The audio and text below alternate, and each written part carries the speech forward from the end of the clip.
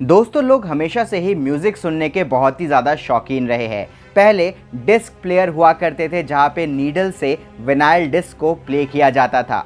उसके बाद लोगों के घर में अलग अलग तरीके के म्यूज़िक सिस्टम आने लगे। एक टाइम ऐसा था 90s के टाइम पे जहाँ पे टीवी के साथ साथ म्यूज़िक सिस्टम रखना भी अनिवार्य हो गया था। सबके घर में एक म्यूज़िक सिस्टम होता ही था। जब लोग आते थे तो म्यूज़िक चला के सबको सुनाया जाता था।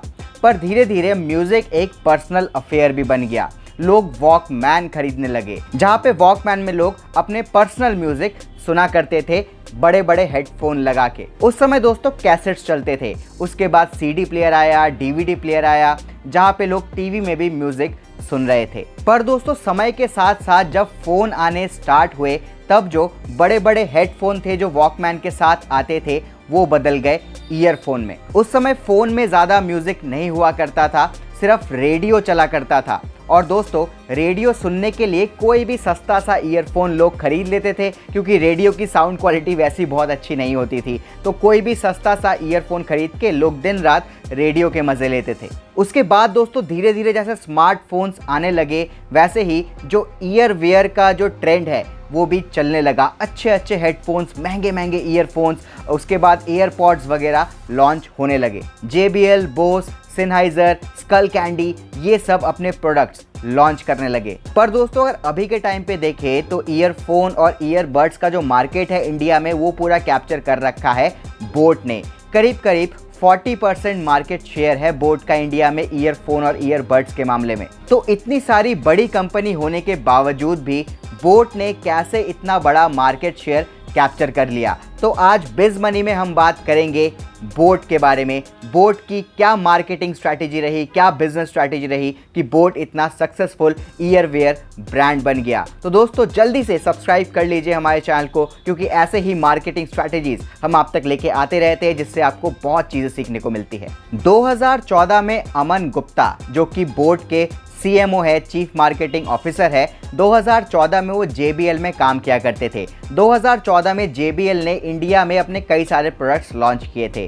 तो अमन गुप्ता ने देखा यार इंडिया में तो ये ईयरफोन का मार्केट बहुत शानदार चल रहा है, तो क्यों ना इस मार्केट में घुसा जाए। उन्होंने 2 साल JBL में काम किया। फिर 2016 में समीर मेहता के साथ मिलके उन्होंने बोट की शुरुआत की। 2016 में 3 बहुत बड़े इंसिडेंट हुए थे जिनसे बोट ने बहुत कुछ सीखा। दोस्तों सबसे पहला इवेंट ये हुआ था कि जो एप्पल था, एप्पल ने एयरपॉड्स लॉन्च कर दिए थे। एयरपॉड्स के कारण लोगों में जो ईयर वेयर के प्रति जागरूकता है, अवेयरनेस है, वो और ज़्यादा बढ़ने लगी। लोगों की चाह होने लगी कि हमारे पास भी डिज़ाइनर ईयरफोन्स, डिज़ाइनर एयरपॉड्स, ये सब कुछ हो, ताकि हम भी थोड़े क्लासी दिखे। यार ईयरफोन, महंगे ईयरफोन्स लगा के जब रोड पे चलेंगे लोग हमें भी देखेंगे कि भाई ये तो बड़ा क्लासी आदमी है, अमीर आदमी है। इसके साथ साथ 2016 में जियो भी लॉन्च हो गया था।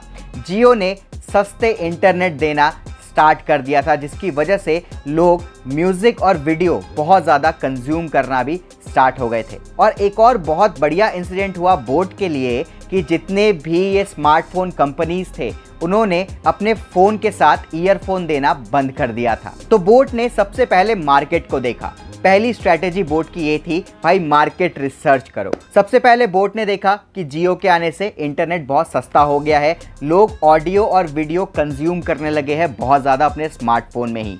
दूसरा बोट ने देखा कि एप्पल के एयरपॉड्स लॉन्च होने के साथ ही लोगों में काफ़ी अवेयरनेस आ गया है ईयर वेयर को लेके। लोगों की अब मांग उठने लगी है क्लासी बढ़िया डिज़ाइन के ईयरफोन्स लेने के। और उन्होंने तीसरा चीज़ देखा कि स्मार्टफोन कंपनीज ने बंद कर दिया है ईयरफोन देने, अब लोग ईयरफोन खरीदेंगे। दूसरी स्ट्रैटेजी बोट ने अपनाई, सेलर टू बायर स्ट्रैटेजी।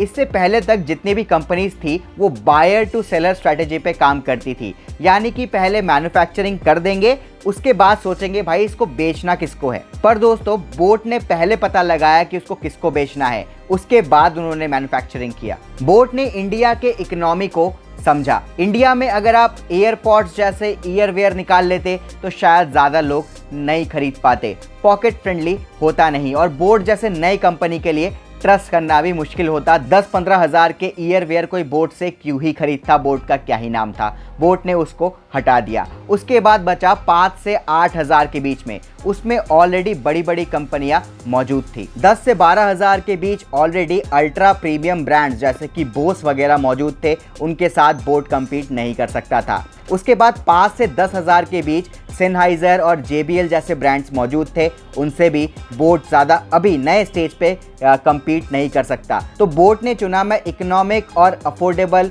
जो प्राइस रेंज है उसमें काम करूंगा। जो यूथ, जो कॉलेज स्टूडेंट है, जिनकी नई नई जॉब लगी है, जो इंटर्नशिप कर रहे हैं, जो कोई कोर्स कर रहे हैं, एजुकेशन ले रहे हैं, मैं उनको ही टारगेट करूंगा। तो बोट ने बायर टू सेलर स्ट्रैटेजी अपनाई और अपना मार्केट डिफाइन कर लिया। अब उनको तीसरी स्ट्रैटेजी अपनानी थी, प्राइस रेंज क्या रखेंगे। दोस्तों 100 रुपये से लेके 299 तक के जो ईयरफोन मिलते थे वो काफ़ी सस्ते तो थे और लोग लेते भी थे, पर उनकी साउंड क्वालिटी बहुत ही ज़्यादा घटिया हुआ करती थी। इसके बाद 299 के बाद सीधा आते थे 999 JBL वगैरह के ईयरफोन। उनके साउंड क्वालिटी तो बहुत अच्छे हुआ करते थे, पर दोस्तों स्टूडेंट्स के लिए वो पॉकेट फ्रेंडली नहीं थे। ऑब्वियसली यार, एक स्टूडेंट 999 रुपीज़ नहीं खर्च करेगा एक ईयरफोन पे। तो बोट को ये चीज़ पता लगा कि जो हमारा मार्केट हो सकता है वो 299 से लेके 799 के बीच में मार्केट है। तो इसी के अकॉर्डिंग हमें ईयरफोन बनाना पड़ेगा। बोट को मार्केट सर्वे करके कंज्यूमर के बारे में एक और बिहेवियर पता चला। जो लोग 499, 599 में ईयरफोन लेंगे, उनका जो साउंड क्वालिटी है और 999 का जो JBL का साउंड क्वालिटी है, उसमें ज़्यादा अंतर नहीं बता पाएंगे जो नॉर्मल लोग हैं। अब आप साउंड डिज़ाइन करते हो, दिन रात म्यूज़िक इंडस्ट्री में हो, म्यूज़िक को लेके काम करते हो, तो आप बता ही दोगे डिफरेंस। पर जो नॉर्मल लोग हैं, 95% लोग, वो डिफरेंस बता ही नहीं पाएंगे कि भाई दोनों में क्या अंतर है। सबको सेम लगता है भाई, क्या ऑडियो आ रहा है, बीट सही आ रहा है, सुनने में मज़ा आ रहा है, बस इतना ही काफ़ी है। तो उन्होंने बोला कि हम लोग बेटर साउंड क्वालिटी देंगे जो 299 वाले ईयरफोन है, और JBL से थोड़ा कम देंगे, पर ज़्यादा कुछ पता नहीं लगेगा लोगों को, ज़्यादा डिफरेंस लोग बता नहीं पाएंगे। तो जो बोट है, उन्होंने 299 से अपने ईयरफोन स्टार्ट किए, 799 तक उनके ईयरफोन्स मिल रहे थे। अब दोस्तों फ़र्क कहाँ लाया बोट? चौथी स्ट्रैटेजी, बोट ने डिज़ाइन बहुत अच्छा किया। डिज़ाइन एकदम यूथ के अकॉर्डिंग बोट ने किया। बोट ने काफ़ी कलरफुल ईयरफोन्स निकाले, लाल, नीले, पीला ईयरफोन। भाई यूथ एकदम दीवाना हो गया, क्या डिज़ाइन है, मज़ा आ रहा है ये देख के। अपने कपड़ों के साथ मैच करके हम लोग ईयरफोन लेंगे। 299 के तो है, 299 में इतनी बढ़िया आवाज़ भी आ रही है, JBL की तरह आवाज़ आ रही है, दिखने में एकदम हाई क्वालिटी प्रीमियम ईयरफोन लग रहा है। तो भाई यूथ क्यों ना पागल उसके पीछे। यूथ पागल हुआ, पर दोस्तों इसके बाद भी एक और स्ट्रैटेजी थी जिसने बहुत असर डाला। यूथ जो है वो उसके कलर्स, डिज़ाइन, साउंड क्वालिटी देख के बोट के ईयरफोन ले तो रहा था, पर बोट की एक ब्रांड वैल्यू नहीं बन रही थी। बोट का लोग नाम नहीं रिकॉग्नाइज कर पा रहे थे। बोट को एक ब्रांड की इज्जत नहीं मिल रही थी कि ये ब्रांड है। लोग समझ रहे थे भाई ऐसी कोई चाइनीज़ कंपनी होगी, वो बढ़िया लाल पीले ईयरफोन बना रही है, चलो साउंड क्वालिटी चाइनीज़ जो ईयरफोन है उनसे तो अच्छी है, तो ले ही लेते हैं। बोट का रिकॉग्नाइजेशन नहीं था। 2018 में फिर बोट ने हायर किया हार्दिक पांड्या को as a brand ambassador. Hardik Pandya से कराया ऐड, और हार्दिक पांड्या के उस ऐड की वजह से बोट को रिकॉग्निशन मिला। लोगों ने देखा भाई हार्दिक पांड्या जैसा बड़ा खिलाड़ी अगर किसी ब्रांड का ऐड कर रहा है तो यानी वो ब्रांड है। ठीक है, वो ब्रांड है, वो कोई लोकल चीज़ नहीं है, वो रास्ते मिलने वाले ईयरफोन नहीं है, वो अच्छा ब्रांड है। उसके बाद इन्फ्लुएंसर मार्केटिंग की बाढ़ लगा दी बोट ने। शिखर धवन, ऋषभ पंत, पृथ्वी शॉ, उसके बाद कियारा आडवाणी, कार्तिक आर्यन, नेहा कक्कड़, दिलजीत दोसांझ, ऐसे बहुत सारे बड़े जो इन्फ्लुएंसर जो कि यूथ को टारगेट करते हैं, जो कि यूथ के आइडल है, यूथ उनको फॉलो करता है, उनको अपने ब्रांड में इंक्लूड किया और उनसे ऐड कराया, जिसकी वजह से बोट की जो ब्रांड वैल्यू है वो रातों रात ऊपर चढ़ती गई। और आज दोस्तों बोट ने पूरा जो ईयरवेयर मार्केट है उसका 40% मार्केट शेयर उन्होंने कैप्चर कर लिया है। तो दोस्तों ये थी बोट की मार्केटिंग और बिजनेस स्ट्रैटेजी। आपको कैसी लगी ये वीडियो कमेंट बॉक्स पे ज़रूर लिखिए, और ऐसे शानदार वीडियो देखने के लिए सब्सक्राइब कर लीजिए हमारे चैनल को। अमेज़ॉन का भी हमने जो बिजनेस स्ट्रैटेजी है, बिजनेस मॉडल है, वो वीडियो बनाया हुआ है। अगर अमेज़ॉन का भी आपको जानना है तो जल्दी से जाइए और वो वीडियो देखिए, डिस्क्रिप्शन में हमने लिंक दिया हुआ है। जय हिंद।